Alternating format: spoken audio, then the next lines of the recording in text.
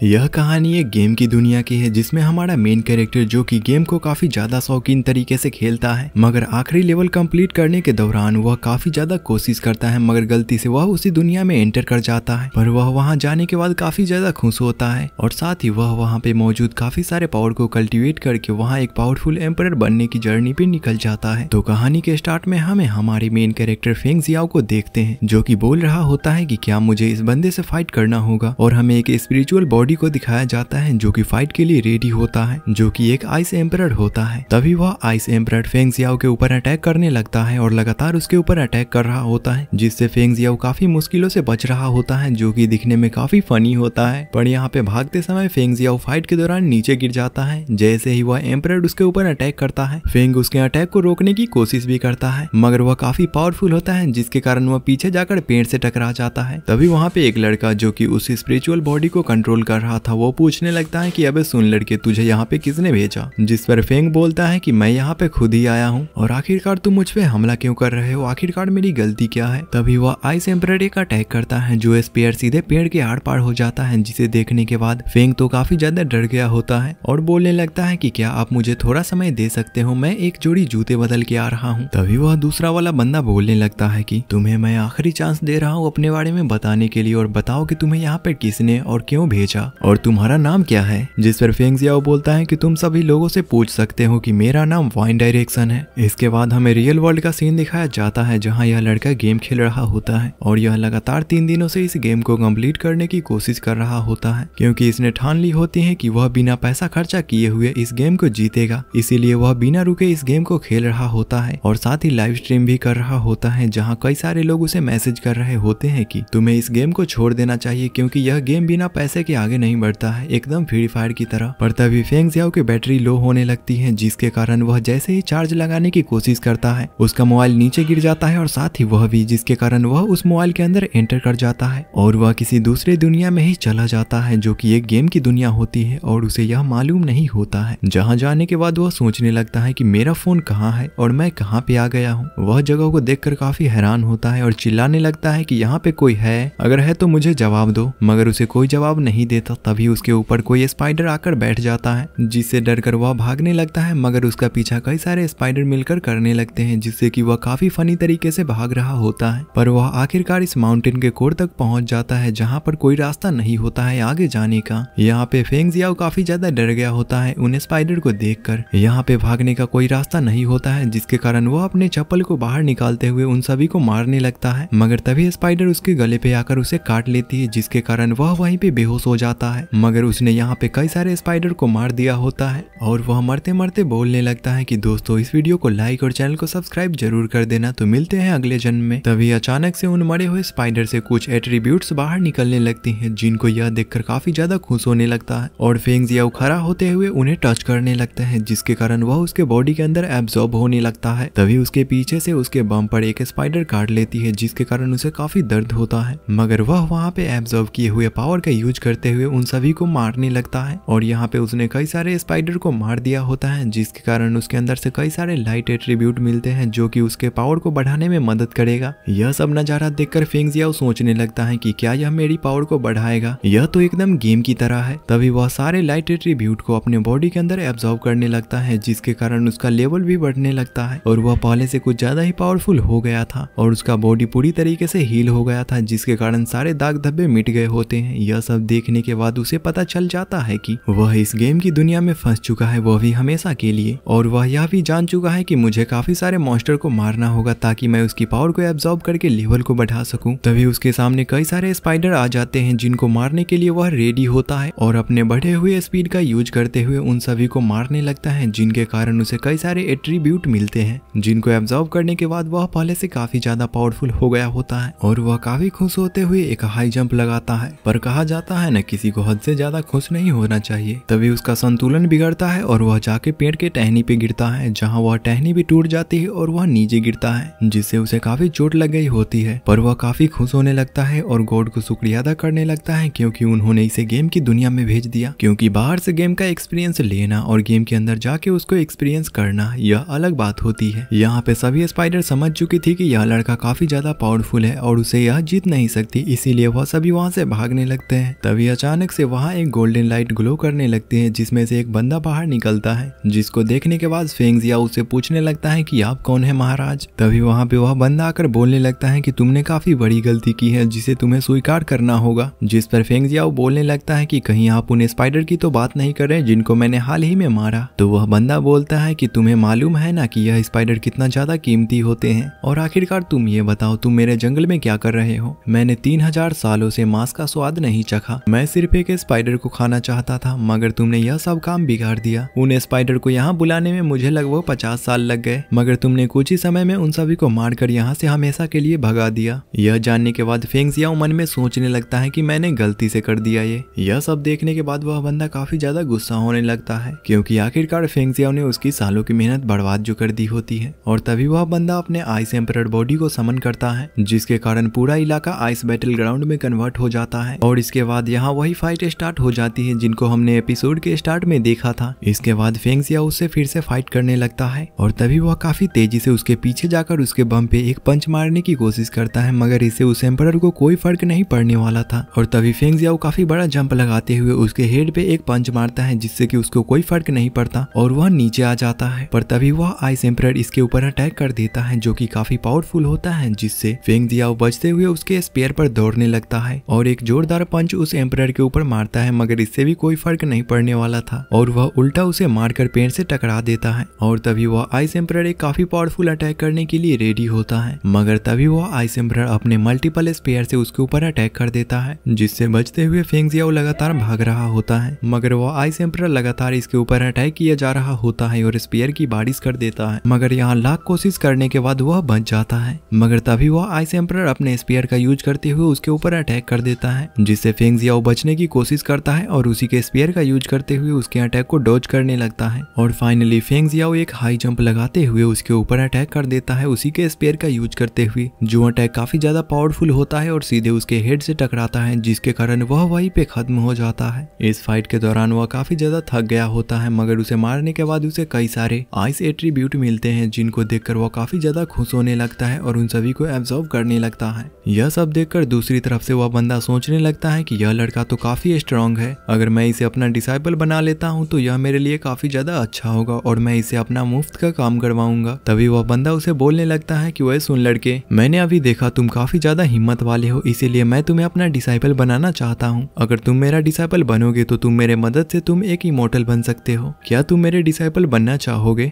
इसके बाद Feng Xiao सोचने लगता है कि इस बंदे ने तो मुझे उस स्पाइडर के कारण मुझे मारने की कोशिश की और यह मुझे अपना डिसाइपल बनाना चाहता है, लगता है कि दाल में कुछ काला है। तभी दूसरी तरफ से वह बंदा अपने टेक्निक को दिखाने लगता है, जो कि ड्रीम सीलिंग लाइव प्रैक्टिस होता है, जिसको वह परफॉर्म करते हुए बार बार उसी मेथड को यूज करने लगता है, जिसे देखकर हमारा हीरो सोच में पड़ जाता है और वह उस मास्टर को देखकर काफी अजीब सोचने लगता है, क्योंकि वह काफी अजीबोगरीब टेक्निक का यूज कर रहा होता है। मगर वह फिर सोचने लगता है कि अगर मैं इसका डिसाइपल बन गया तो शायद मैं पावरफुल बन सकता हूँ, मुझे एक बार कोशिश करके जरूर देखना चाहिए। और तभी फेंग जियाओ उसे पीठ दिखाकर दूसरी तरफ बैठ जाता है, तो वह बंदा सोचने लगता है कि आखिरकार यह मेरी तरफ पीठ दिखाकर क्यों बैठ गया, कहीं यह कोई चाल तो नहीं चल रहा मुझे मारने का या फिर मुझे फंसाने का। और वह पीछे से काफी फनी तरीके से उसकी तरफ बढ़ने लगता है। तभी अचानक से एक स्पाइडर आकर फेंग जियाओ की बॉडी के अंदर एंटर कर जाता है, जिसके कारण उसे गुदगुदी होने लगती है। यह देखकर दूसरी तरफ से वह बंदा सोचने लगता है कि आखिरकार इसके अंदर क्या हो रहा है, और वह काफी फनी अंदाज में उसके तरफ बढ़ने लगता है, जो कि काफी अजीब होता है। और तभी अचानक से फेंग जियाओ की बॉडी से वह स्पाइडर बाहर निकलने ही वाली होती है, और तभी वह खड़ा होते हुए पीछे देखने लगता है, जहाँ पर उसे वही बंदा देखता है, जिसे देखने के बाद वह उस पर गुस्सा होते हुए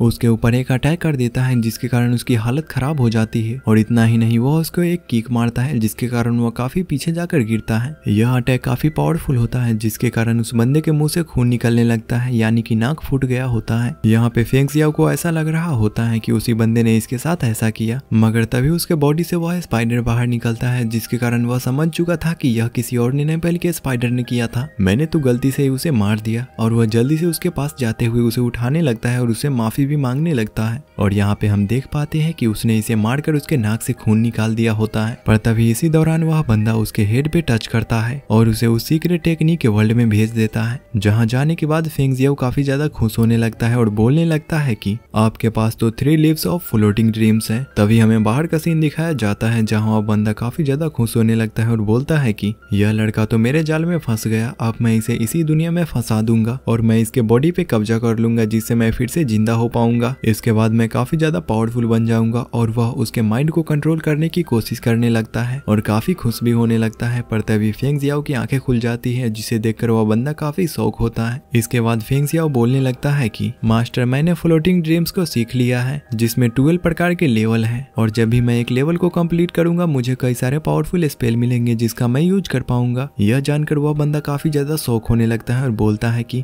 मैंने तो कुल मिलाकर इसमें 9 ही लेवल बनाए थे मगर इसे 12 कैसे पता चल गए और उल्टा इसने हेवन टेक्निक को भी मास्टर कर लिया है। इसके बाद वह मास्टर फेंग जियाओ को बोलने लगता है कि तुमने इस टेक्निक को कल्टीवेट कर लिया, यह काफी खुशी की बात है, मगर मैंने अभी तक तुम्हारे पावर को नहीं देखा इसीलिए मैं तुम्हारे पावर को चेक करना चाहूंगा। इसके बाद वह उसके हेड पे टच करते हुए उसका रिजल्ट चेक करने के लिए उसी स्पिरिचुअल वर्ल्ड में चले जाते हैं। जहाँ जाने के बाद मास्टर सोचने लगते हैं कि यह जगह तो पहले से काफी अजीब हो चुकी है और काफी बदल चुका है। इसके बाद यह मास्टर फेंग जियाओ से बोलने लगते हैं कि तो दिखाओ तुम्हारे पास किस प्रकार की एबिलिटी है, यहाँ तुम मुझ पर अटैक कर सकते हो, यहाँ पर मुझे कुछ नहीं होगा क्योंकि यह मेरी प्रीमोडियल स्पिरिट है जिससे कि मुझे कोई फर्क नहीं पड़ेगा तुम्हारे अटैक से। यह सुनने के बाद फेंग जियाओ मास्टर से बोलने लगता है कि पर मास्टर, मुझे तो अपने पावर को कंट्रोल करने ही नहीं आता। जिस पर वह मास्टर बोलने लगता है कि इसकी तुम्हें चिंता नहीं करनी चाहिए। तभी इतना कहते ही फेंग जियाओ उसके ऊपर अपने स्पिरिचुअल लोटस से अटैक कर देता है जो अटैक काफी ज्यादा पावरफुल होता है जिससे कि वह वहीं पे धूल चाटने लगता है और वहाँ पे काफी ज्यादा धुआं धुआं हो जाता है। इसके बाद फेंग जियाओ बोलने लगता है कि मास्टर, यही मेरा पहला मंत्र था जिसको मैंने पहली बार यूज किया है, मगर आप कहीं तो दिख नहीं रहे, आप कहाँ चले गए मास्टर। फिर हमें दूसरी तरफ मास्टर को दिखाया जाता है जिनकी हालत काफी खराब हो गई होती है। वह बाहर निकलते हुए सोचने लगते हैं कि यह लड़का तो काफी खतरनाक है, अगर यह मुझे ऐसे ही मारता रहा तो मैं मर ही जाऊंगा और यह सीन दिखने में काफी फनी लग रहा होता है। तभी वह पीछे से आते हुए बोलने लगता है कि मेरे डिसाइपल, तुम्हारा यह अटैक काफी कमजोर था जिससे मुझे कोई फर्क नहीं पड़ा, मगर हम सभी तो जानते हैं कि इससे इस मास्टर को क्या फर्क पड़ा है। इसके बाद वह मास्टर बोलने लगते हैं कि चलो तो तुम अपने सबसे पावरफुल अटैक का यूज करो। जिस पर फेंग जियाओ बोलता है कि जी हाँ मास्टर। इसके बाद वह कई सारे स्पिरिचुअल लोटस को समन करता है जो कि दिखने में काफी खतरनाक लग रहा होता है। यह देखने के बाद उस मास्टर की तो हालत ही खराब हो गई होती है और वह काफी ज्यादा हैरान होने लगता है। तभी फेंग जियाओ एक एक करके उन सभी अटैक को मास्टर के ऊपर कर देता है जिसके कारण वहाँ पे काफी बड़ा ब्लास्ट होता है, मगर हम देख पाते हैं कि मास्टर वहाँ से फिर से गायब हो जाते हैं। इसके बाद मास्टर पीछे आते हुए सोचने लगते हैं कि अगर मैं इसके अटैक को डॉज नहीं करता तो यह मेरी जान ही ले लेता, मैंने समय रहते ही वहाँ से भाग लिया। और तभी वह पीछे से एक चाल चलने लगता है जिस दौरान वह उसके बॉडी को एब्जॉर्ब करने लगता है, मगर फेंग जियाओ की बॉडी को एब्जॉर्ब करना इस मास्टर की सबसे बड़ी गलती होती है। यह करने के दौरान उसका बॉडी ही खुद उसके बॉडी के अंदर एब्जॉर्ब होने लगता है। यह देखने के बाद यह मास्टर काफी ज्यादा हैरान होता है और सोचने लगता है कि यह तो मेरे ही बॉडी को एब्जॉर्ब कर रहा है, अगर मैं इससे बच नहीं पाया तो मैं खत्म हो जाऊंगा। यहाँ पे उसकी हालत काफी ज्यादा खराब हो रही होती है। इसके बाद हमें बाहर का सीन दिखाया जाता है जहाँ फेंग जियाओ ने अनजाने में ही सही मगर उसने उस मास्टर को पूरी तरीके से एब्जॉर्ब कर लिया होता है। तभी यहाँ आने के बाद फेंग जियाओ उस मास्टर को खोजने लगता है। तभी वह पीछे मुड़कर देखता है तो वह काफी ज्यादा हैरान होता है क्योंकि वहाँ पे वही मास्टर होता है जो कि पहले से काफी छोटा हो गया होता है, एकदम बच्चे की तरह। और ऐसा इसलिए होता है क्योंकि फेंग जियाओ ने उसकी प्रीमोडियल स्पिरिट को एब्जॉर्ब कर लिया था जिसके कारण वह बच्चा बन गया होता है। यह सब देखने के बाद फेंग जियाओ मन में ही हंसने लगता है। इसी के साथ यह एपिसोड एंड होता है और गाइस जिसके आगे आने वाले एपिसोड काफी ज्यादा खतरनाक और फनी भी होने वाले हैं। तो उम्मीद करता हूँ कि यह सीरीज आपको अच्छी लगी हो तो वीडियो को लाइक और चैनल को सब्सक्राइब करना ना भूलें। अगर आप चाहते हैं कि इसका नेक्स्ट एपिसोड जल्दी से लाऊं तो 100 लाइक जल्दी से कंप्लीट कर दे। तो मिलते हैं किसी न्यू वीडियो में, तब तक के लिए बाय।